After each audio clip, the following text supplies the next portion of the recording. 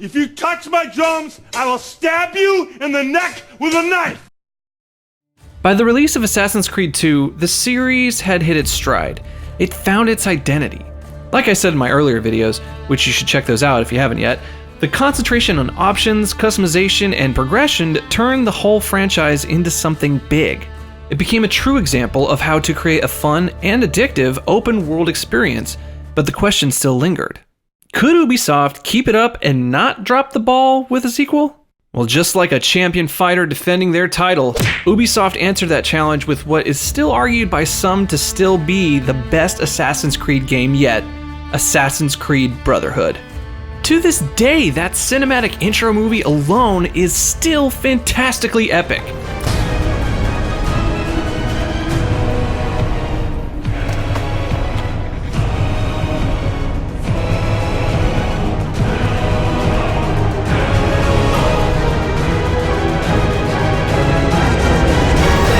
Man, I'm freaking ready to go! And wait, are those recruits? Are we building an army of assassins? You're goddamn right. You see, this mechanic of recruiting assassins to your cause would become one of the more popular systems the franchise would implement, and the way they were utilized was brilliant. Brotherhood is basically a giant update of Assassin's Creed 2, with an even greater focus on fun gameplay elements like recruiting. Stand with me against the Borgia. As you progress through the campaign, you eventually unlock the ability to save citizens being harassed by Borgia guards all around the map, which is a nice throwback to the first game, the only difference being the people you save can now join the Assassin Brotherhood. Once they've joined, you can use them in a variety of ways, like assisting you in quests, even the main ones, by simply hitting the left shoulder button. I mean, just how cool do you feel when you do this? Like, Surprise, motherfucker! not only can they help you with the campaign and other quests, but you can send them on side missions all around the world while you're out completing more of the campaign or accomplishing other objectives. But the best part is that your recruits gain rewards and experience points with every use. Seeing your little army of bandits level up into full-fledged assassins, it just warms my heart. Good job, Bertoldo, or Ronaldo, Antonio. Good job, man. This is your time. It's always a delicate balance how a game introduces you to what it's all about, and Brotherhood does it pretty much perfectly. Taking place right after the events of Assassin's Creed 2, still with Ezio as your protagonist, you have a brief moment of exposition, a few tutorials here and there, and then BAM! You're off to the races! Quite literally, with new exciting gameplay mechanics like riding a horse through crumbling buildings and firing off frickin' cannons with a good old-fashioned turret segment. After this rather intense start to the game, you're finally unleashed into the world, which this time is set in 15th century Rome, and the overall goal of the game is revealed: to reduce the Borgia's control over the land, which can be done in many ways. Campaign missions being most obvious, but most notably by taking out the various Templar towers scoured over the map, which also double as synchronizing viewpoints, making that chore have a bit more significance. Another way you'll take over Rome is by investing in property! Yeah, instead of Brotherhood, they should have just called it Assassin's Creed Shark Tank or something, because you're going to be buying up all of Rome to be able to buy weapons, armor, dyes for your clothes, medicines, and to get that gradual income with each renovation. While Assassin's Creed 2 emphasized an improvement in gameplay, Brotherhood took it to a whole nother level. Combat, for instance, is expanded with the addition of streak kills, where after you perform an execution via a counter or by whittling down an opponent with straight attacks, you can impose one-hit kills to every enemy around you if you can lock onto them within a specific amount of time.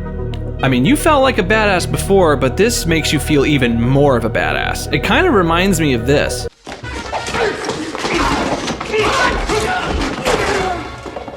I know that's another Princess Bride reference, I don't care, it's a great fucking movie. The free running is relatively the same as it was in 2, but your climb leap is gone, inexplicably, at the beginning of the game, which they try to explain by showing Ezio being too injured to pull himself up, and that's fine, but they kind of ruin that explanation by giving you the ability back by purchasing a climb leap glove further on in the story. Now nothing will be out of my reach. So wait. It's a glove now? Isn't the climb leap a learned ability? Why the hell would he need... You know what? Whatever.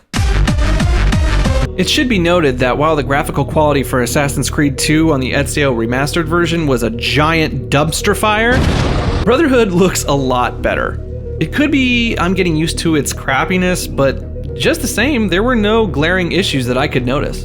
In any case, Brotherhood succeeded in updating all of the aspects that made Assassin's Creed 2 great. Even the story is just as engaging. You've got another revenge angle with the death of someone close, and it's just as emotionally effective. Rodrigo Borgia makes a return, of course, because Ezio decided to go full Batman and not kill him. Get it over with, then. No. Killing you won't bring my family back. If I allow myself to go down into that place, I'll never come back. While we all love the cunning Rodrigo, he kinda takes a backseat to the real villain, Cesare, his son. And he's a piece of work. He's more of a Joker-like villain in that he's ruthless, out of his damn mind, yet intelligent on the battlefield, and he eventually... Whoa, hey, dude, isn't that your sister? What the hell, man?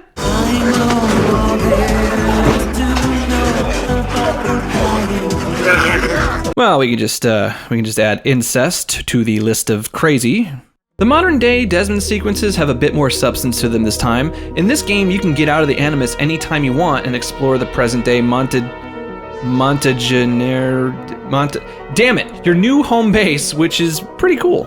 I'm sure there's some secrets here, but honestly, they never really did anything for me but kill the momentum.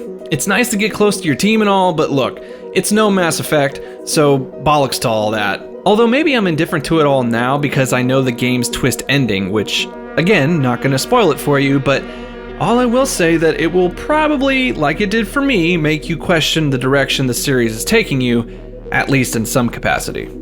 So yeah, Brotherhood is amazing, but do I think it's better than Assassin's Creed 2? Well, the solid improvement on gameplay and additional fun new features make it slightly edge it out ahead of 2 for me. But I always say that if you're just now dipping your toes into the Assassin's Creed world, start with 2. I feel it's the most appropriate introduction of the whole bunch. But there's one more game to talk about. Assassin's Creed Revelations. Alright, it's time to throw in a caveat. Look, all of these videos are based on my subjective opinion on which creed is the best, i.e. my favorite. It's at the end of the day, my personal preference. So at this point, we're going to be getting into some nuanced territory where nitpicks for others might be game-breaking for me. So with that said, Revelations is great, but Brotherhood is better. I'll make your own damn video. Taking place many years after the events of Brotherhood, Ezio is old, really old, but man, he still got it. Look at him climb that tower. You go, Grandpa.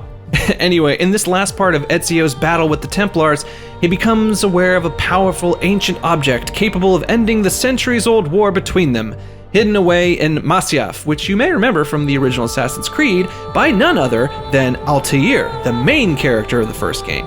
But of course, it's locked in a library behind a giant elaborate wall with 5 indentations indicating 5 different keys. So we all know what that means.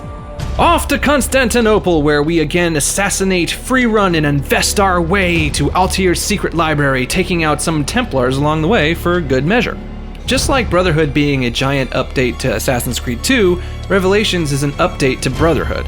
Recruits, taking down Templar bases, investing in property, great combat, it's basically all here and it's done very well, but each Assassin's Creed game always brought its own sort of flavor. And for Revelations, it was the hook blade. Yeah, this thing is pretty dope. It allows you to use zip lines, has some pretty gruesome uses in combat, and you can even use it to more efficiently climb troublesome obstacles. Another new addition was the ability to craft a variety of bombs, like smoke bombs or explosives, but to be completely honest, I never really used them. Call it dominant strategy or whatever, but I just utilized the systems I already mastered from the previous games, like straight up combat or using the help of my recruits to accomplish stuff, so bombs were always just a second thought. Tower defense is a thing in the game, but during this playthrough, I only had to play the section like once, and that was in the tutorial, so if you like tower defense minigames, they're here. To be honest, there were very few things in this game I didn't really care for, but there is one section of the game that really pissed me off. Desmond's journey. Ugh. Look, if you know anything about me or you've been following my videos for a while, you'll know that I'm not the biggest fan of the first-person perspective. and basically all of the reasons I dislike it is in these segments. You're constantly having to look at your feet, there's no peripheral vision, your jump is just sad, and the rules keep changing. Wait, I'm floating now? What the fuck? I don't know what I'm supposed to do! God damn it!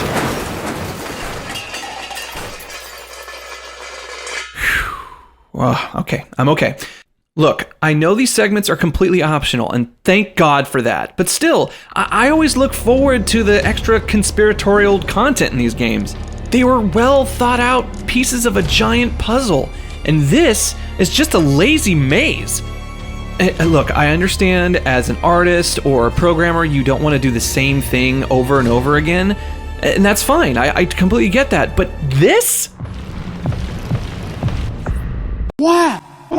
If the story was just a bit more engaging for me, I could maybe get over this Desmond fuckery. I mean, the actors do a good job and all, but it's like, who's this guy? I don't care. Seriously, the only reason I wanted to continue was finding all of the keys to Altair's secret library, which honestly was probably my favorite part of the game narratively anyway. That and Sophia.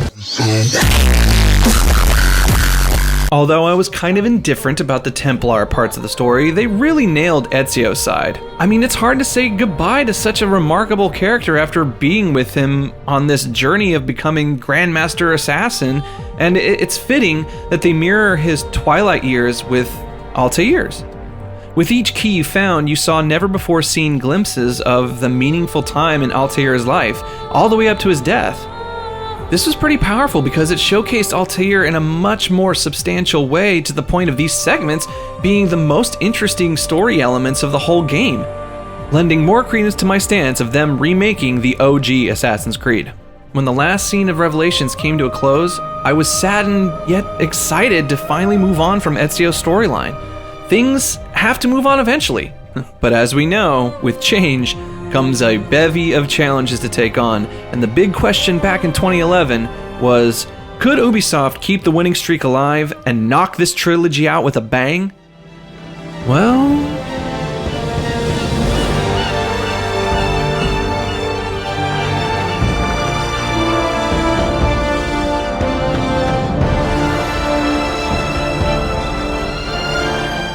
Hey guys, if you like this video, please hit that like button, subscribe to the channel if you haven't yet, check out some more of my videos, help the channel grow, give me some feedback in that comment section, but most importantly, have a great day.